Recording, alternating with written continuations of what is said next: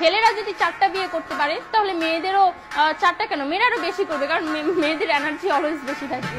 ছেলেরা যদি 4টা বিয়ে করতে পারে তাহলে মেয়েরা পারবে না কেন? অবশ্যই পারবে, কারণ নারী পুরুষ সমান অধিকার। আর যদি একটা কথাই চিন্তা করি তাহলে মেয়েদের চেন কোনো কাজে লাগে না, চেন খুলে মুতার অধিকার তো তাদেরও আছে। মালে আসেন, একটা চাবি দিয়া যদি 4টা তালা খোলা যায় ওটাকে বলা হয় মাস্টার কি, আর একটা তালা যদি 4টা চাবিতেই খুলে সেটাকে বলা হয় কি। ধরেন আপনি 4টা ইঁদুর পালেন, আপনার কাছে গর্ত আছে একটা, বাহিরে অনেক বৃষ্টি, বুঝেনি তো ওয়েদার ডিমান্ড।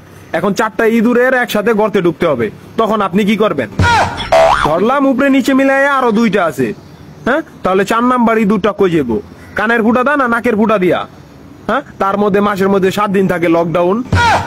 আমি মানি, আমি না শুধু সবাই মানে, মেয়েদের অনেক পাওয়ার, মেয়েদের অনেক এনার্জি। তাহলে দেশের মধ্যে ঘন ঘন লোডশেডিং হয় কেন?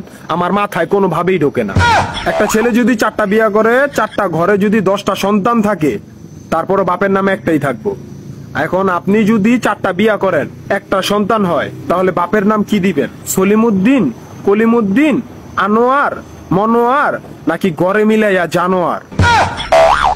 আপনি কি নারী না ঢাকা শহরের লোকাল গাড়ি? 30টা সিট ফুল, 20 জন দাঁড়ানো, তারপরও বলে পিছনে সিট খালি, ওঠেন তাড়াতাড়ি, পিছনে সিট খালি, ওঠেন তাড়াতাড়ি। শুধু এই সমস্ত মেয়েদের কারণে পুরা নারী জাতির সম্মানহানি হয়। আমাদের উচিত সিটি কর্পোরেশনের কুত্তা মারার ইনজেকশন দিয়া এদেরকে মেরে ফেলা, যাতে এদের জন্য অন্য কোনো মেয়েদের কেউ খারাপ নজরে না দেখে। মারানি কোনকার।